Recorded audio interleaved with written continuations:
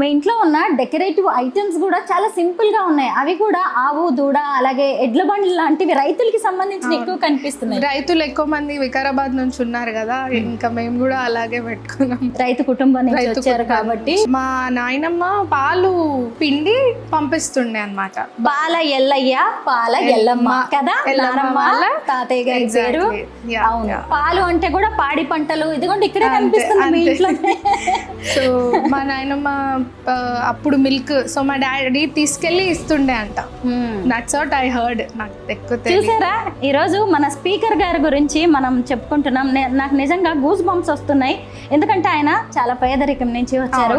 వాళ్ళ అమ్మ నాన్నగారు ఇద్దరు కూడా పాలు పిండి అమ్ముతూ ఉండేవాళ్ళు. నాన్నగారు కూడా అంటే స్పీకర్ గారు కూడా వెళ్ళి అందరి ఇళ్ళకి వెళ్ళి పాలు అమ్ముతూ ఉండేవాళ్ళు. ఉన్నారు మా డాడీ. మేనత్తలు మీకు 8 మంది. వాళ్ళందరూ బాగా ఇప్పుడు సెటిల్ అయిపోయారు. మా డాడీ అందరినీ సెటిల్ చేసి సెటిల్ అయ్యాడు.